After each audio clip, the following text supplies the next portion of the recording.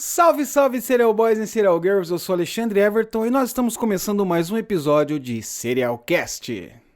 Você que ainda não está inscrito aqui no canal do Serialcast, por favor se inscreva aí, dá essa moralzinha pra gente. Se você curtiu o vídeo também aqui do nosso podcast, deixa o like que ajuda muito a gente. E se você tiver algum caso que você quer ouvir aqui o Serialcast, eu contando, deixa nos comentários também e levanta algumas questões aí nos comentários pra gente fazer um bate-papo sadio e uma resenha legal com todos vocês. Vai ser um prazer enorme responder cada um de vocês, beleza? Então, sem mais delongas, vamos lá pro nosso podcast.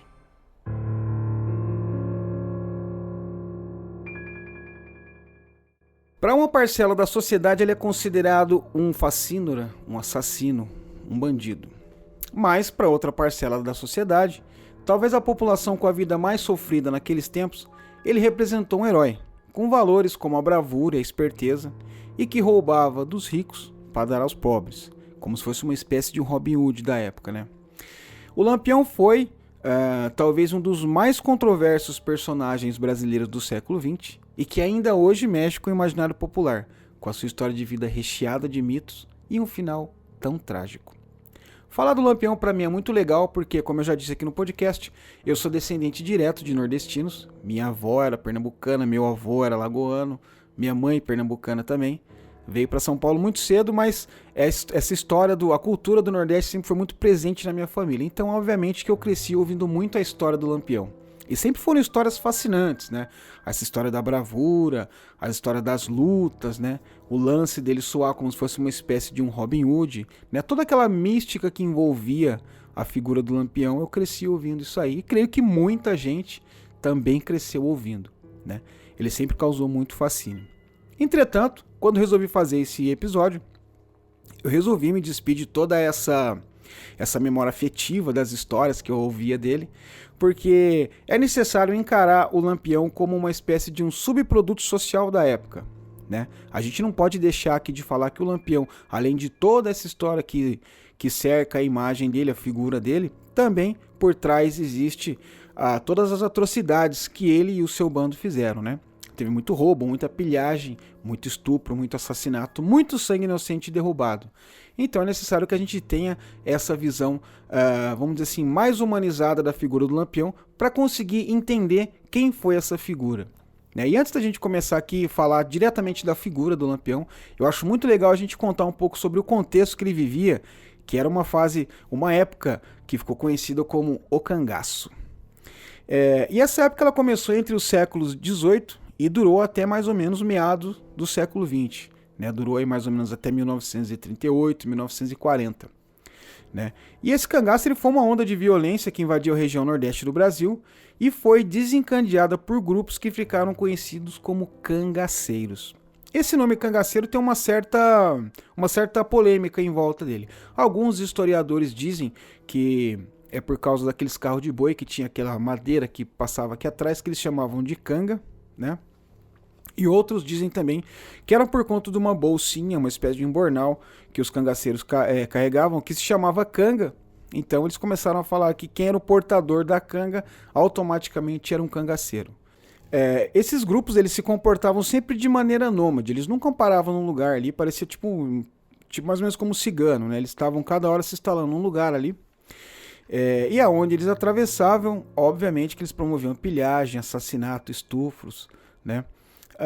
Para alguns especialistas nesse assunto, o cangaço surgiu diante da ineficácia do Estado de manter a ordem e aplicar a lei, aliado também às várias dificuldades sociais enfrentadas pelos povos sertanejos.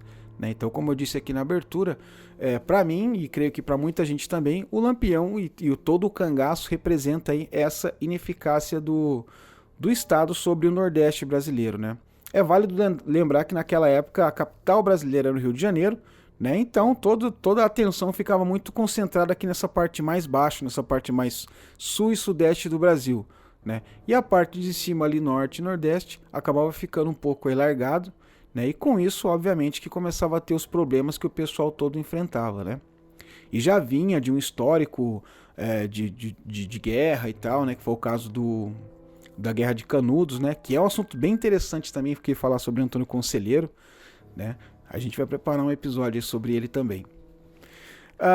E voltando aqui à história do cangaço, consta que o primeiro homem a agir como cangaceiro teria sido o Cabeleira, como era chamado José Gomes. Ele era nascido em 1751, numa cidade chamada Glória do Goitá, era uma cidade da zona da Mata Pernambucana. E ele aterrorizou a região e a cidade que ele morava ali na época. Já na questão que se refere ao primeiro bando de cangaceiros que se tem conhecimento, isso também existem algumas teorias que divergem um pouco. Alguns historiadores alegam que o primeiro grupo foi do Jesuíno Alves de Melo Calado, que chamava-se Jesuíno Brilhante, que começou a agir por volta de 1870 ali nas proximidades da cidade de Patu, que fica entre a divisa dos estados do Rio Grande do Norte e da Paraíba, né? E tem alguns outros historiadores que atribuem também esse primeiro grupo liderado, o primeiro grupo organizado de cangaceiros, que era liderado pelo Lucas Evangelista, né? E ele atuou muito ali nos arredores da Feira de Santana, da cidade de Feira de Santana, entre os anos de 1828. Ele foi preso junto com a quadrilha toda dele em 28 de janeiro de 1848, porque ele provocou mais ou menos durante 20 anos vários assaltos contra a população da Feira de Santana. Mas polêmicas à parte, um ponto em que todos os historiadores concordam é que com certeza o mais significante representante do cangaço foi sem dúvidas o Lampião.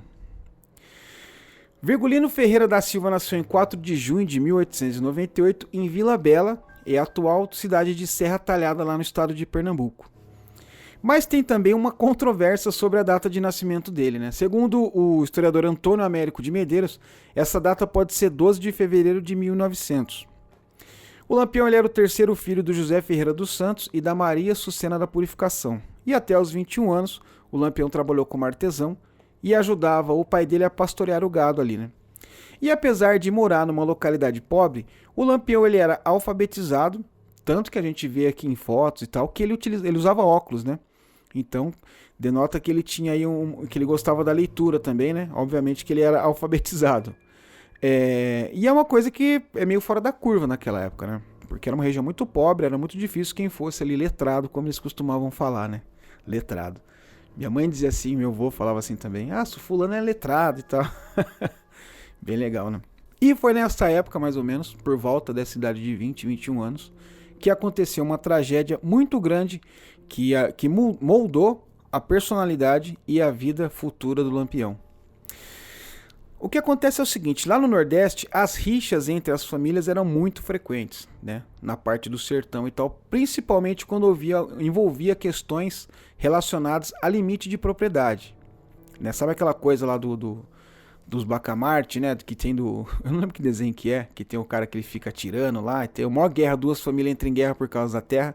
Foi mais ou menos o que aconteceu com a família do José Ferreira da Silva, o pai do Lampião, com um vizinho dele chamado José Saturnino. Então rolou muito tiroteio por conta dessas tretas todas, né? E o que aconteceu? E aí o conflito ele teve um final quando um dos coronéis, né? Os coronéis, quem eram os coronéis? Os coronéis não tinha nada a ver com patente militar. O coronel era simplesmente ali o dono da terra, né?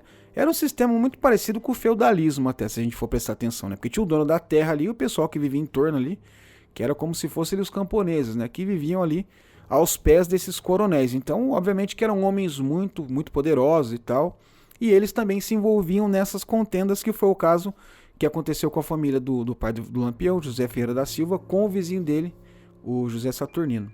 E o coronel que mandava ali na época deu a causa em favor do José Saturnino. E aí, com isso, a família do Virgulino passou a ser perseguida, né? E nessa época a mãe dele faleceu e o pai dele foi morto pela polícia. O Lampião ficou puto da vida com isso, obviamente, e jurou vingança. Falou, vou me vingar, vou dar um jeito de me vingar em quem matou meu pai, de toda essa situação. E ele pegou um irmão dele, deixou cuidando dos outros irmãos, né? Que ele tinha bastante irmão na época, não sei o número exato. Mas geralmente as famílias daquela época ela gostavam de fazer filho, né? Então provavelmente ele tinha um monte de irmão. E ele pegou mais 2 irmãos dele e se juntaram a um grupo de cangaceiros que tinha ali na região, que era o grupo do cangaceiro Senhor Pereira, né? E foi bem nessa época aí que, em virtude da habilidade que ele tinha com a espingarda, que ele recebeu o apelido de Lampião. Alguns historiadores dizem que é porque ele conseguia dar muitos tiros com rifle no escuro, e aí iluminava tudo, então o pessoal passou a chamar ele de Lampião. Então ele passou a atuar aí no grupo do Senhor Pereira, né?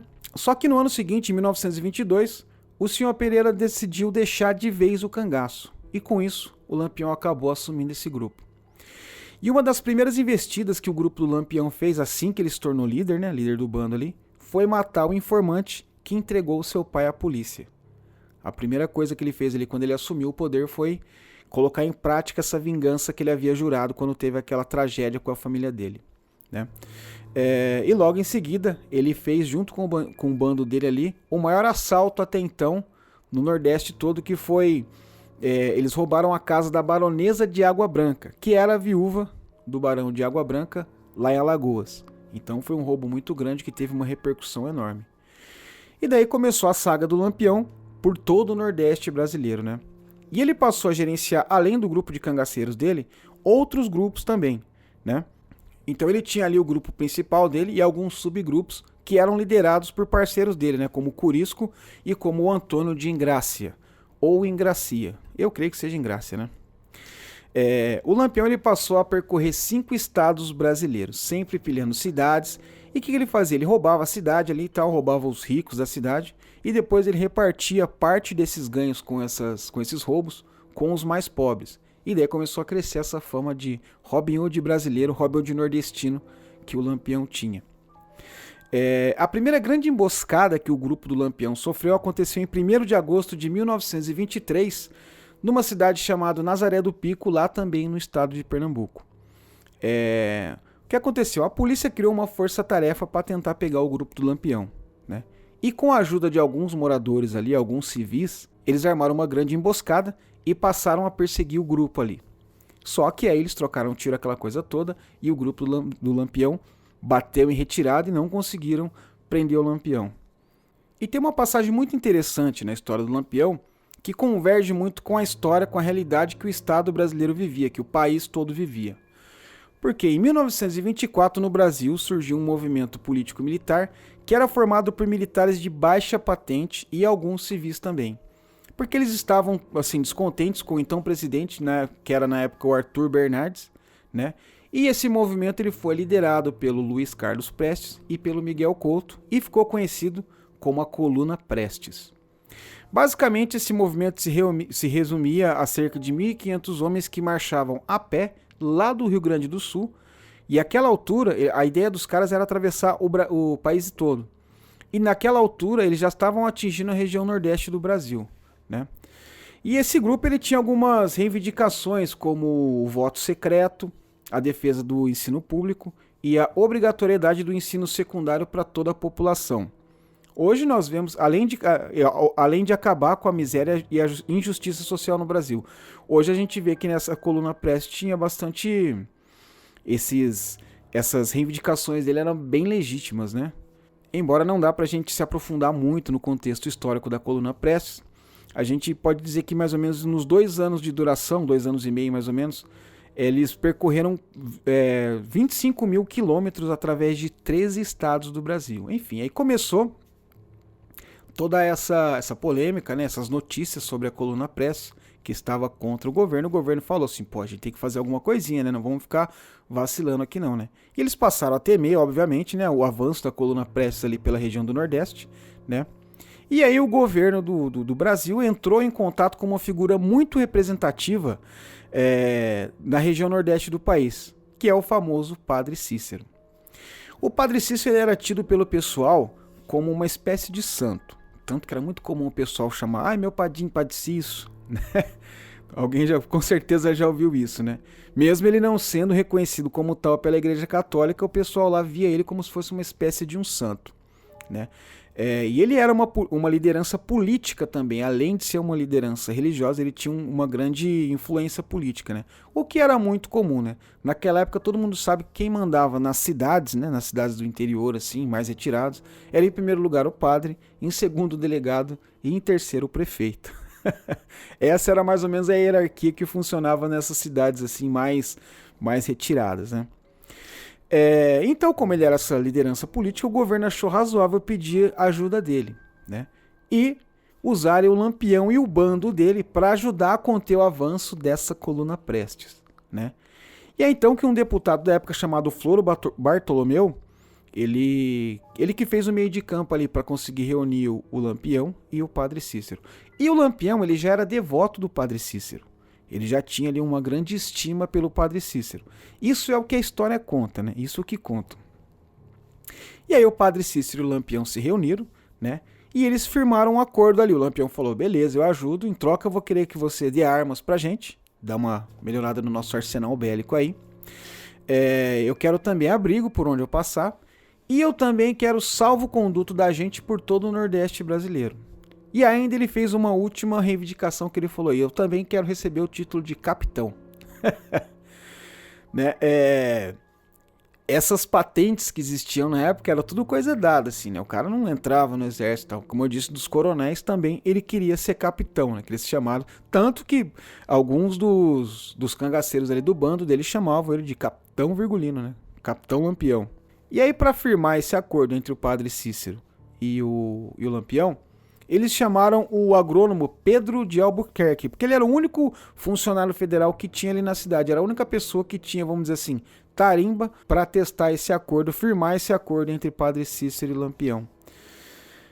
Entretanto, posteriormente o Lampião descobriu que aquele documento que eles assinaram ali com todas as exigências dele não tinha validade nenhuma. Então o Lampião falou, quer saber?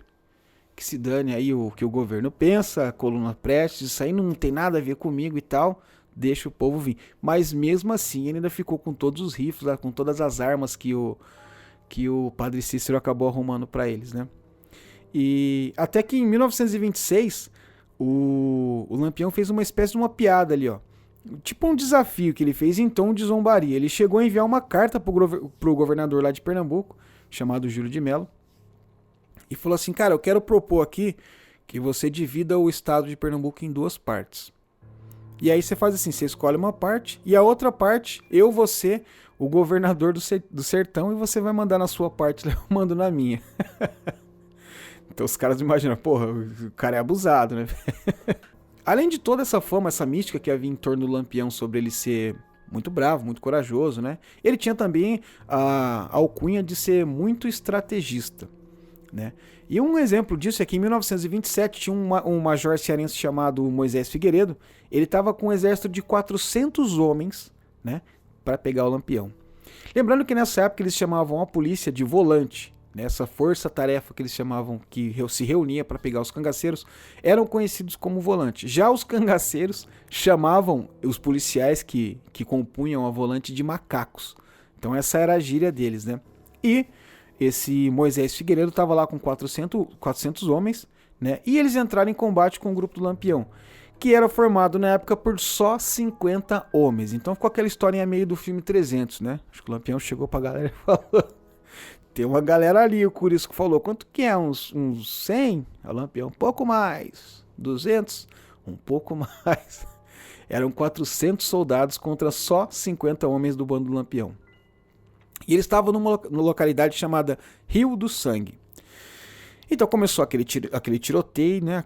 Aquele embate todo e tal. E em certa altura do tiroteio, o Lampião ordenou que os homens dele ficassem em silêncio total. E aí os caras cataram e ficaram quietinhos ali. E aí a tropa do Major Figueiredo falou assim, porra, arrebentamos com todo mundo, né, cara? Já tá tudo quieto ali, morreu todo mundo. E começaram a avançar na caatinga dentro ali. Até que quando eles chegaram bem perto, o Lampião deu ordem, eles começaram a atirar de novo. E o que aconteceu? Os 400 homens do Major Figueiredo saíram em debandada, saíram correndo. E o grupo do Lampião se safou graças a essa estratégia do Lampião. Lá pro finalzinho dos anos 1930 e começo de 31, o Lampião estava escondido numa fazenda de um coiteiro. Coiteiro o que era? As pessoas que davam guarita pros cangaceiros, né? Esse pessoal que era mais sertanejo e tal, que escondia os cangaceiros lá em suas fazendas e tal, eram conhecidos como coiteiros, né?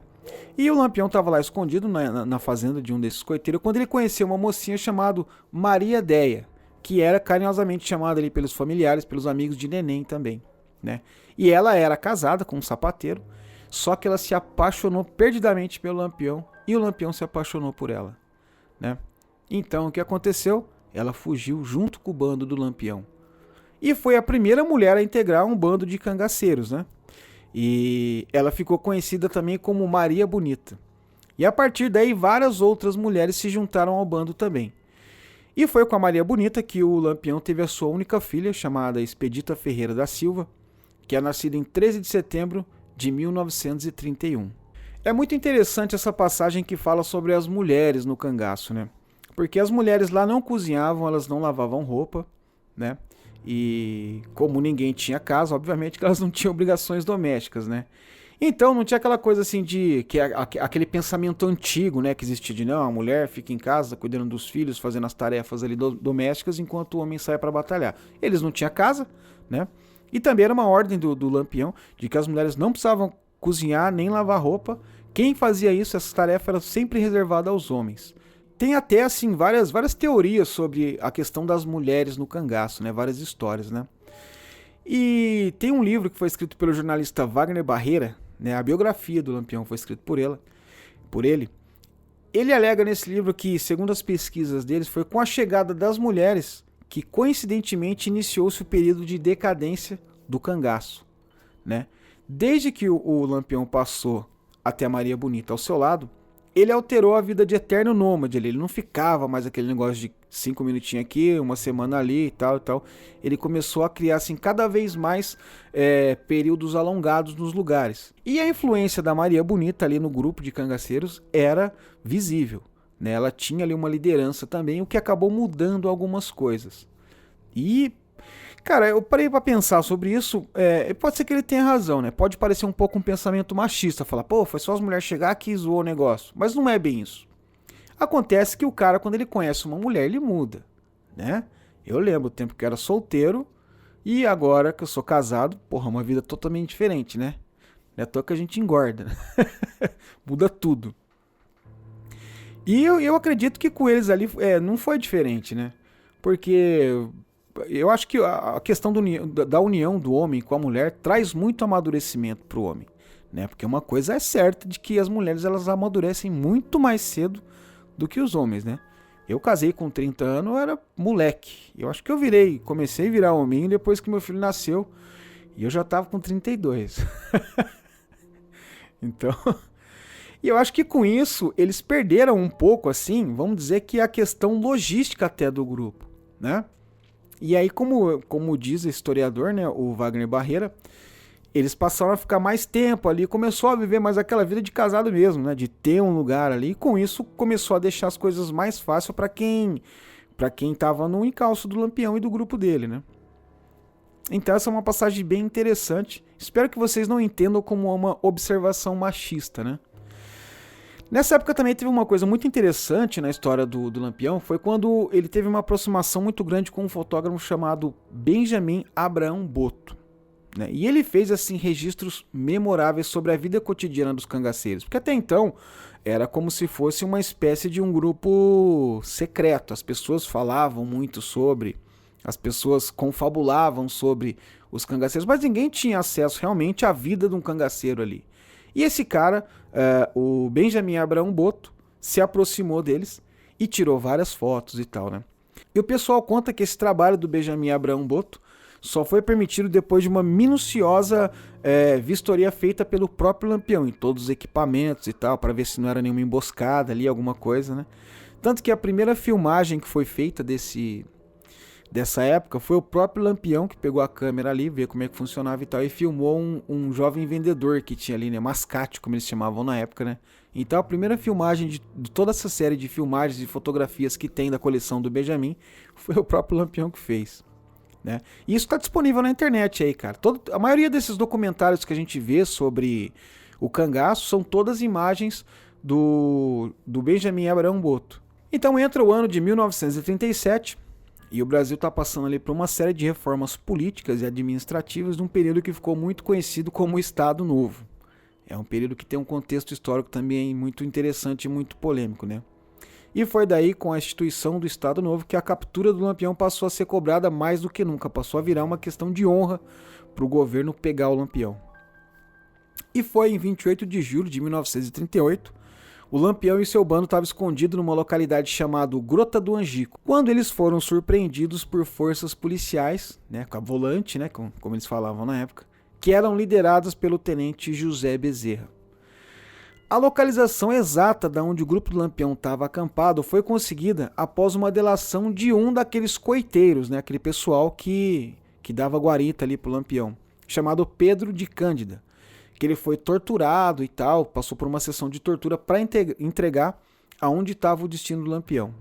E aí o tenente José Bezerra, junto com os soldados deles ali, armaram um ataque surpresa, né? E esse ataque começou ali pela madrugada e tal, e durou mais ou menos 15 minutos.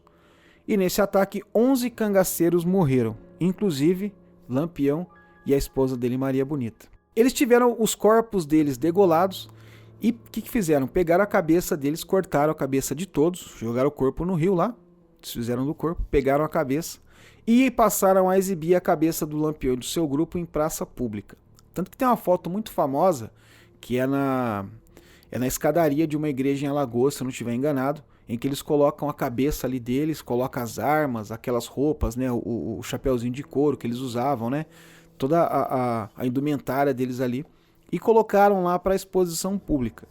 E além disso, eles também passaram a percorrer vários estados com as cabeças dos cangaceiros, tipo para mostrar, ó, vencemos o Lampião, vencemos o cangaço, né, como era uma questão de honra pegar ele, né, então fizeram todo esse show. Isso é bem bizarro, cara, porque a cabeça do Lampião e dos cangaceiros ali, depois que foi feito essa tour aí, mostrando para todos esses estados do Nordeste, eles ficaram lá para observação num museu chamado Nina Rodrigues, lá na Bahia. E eles ficaram lá até 1969, quando eles foram reivindicados pela família do Lampião, para que tivesse um enterro cristão, um enterro decente ali, né? E essa foi a morte física do Lampião. Porque a mística dele prevaleceu e até hoje tem, né? Tanto que tem vários filmes, vários livros, várias séries, né? A gente vê aquele filme renomadíssimo do Glauber Rocha, né? Deus e o Diabo na Terra do Sol, que conta a história do Lampião, a história do cangaço. E isso foi só aumentando a mística em volta do nome do Lampião. E eu acho muito interessante essa história, porque a gente está muito acostumado, até aqui no nosso próprio podcast, a falar muito sobre os americanos, sobre os bandidos americanos. Inclusive no último episódio eu estava conversando com o Bruno do Em Caso, né? E a gente estava até falando, a dica cultural dele daquele episódio foi sobre o filme Prenda-me Se For Capaz. A gente estava até brincando que depois tem certos filmes que a gente assiste que dá vontade de virar bandido, né? E a gente vê que tem uma história tão rica aqui na nossa cultura brasileira que talvez a gente não dê tanto valor, né?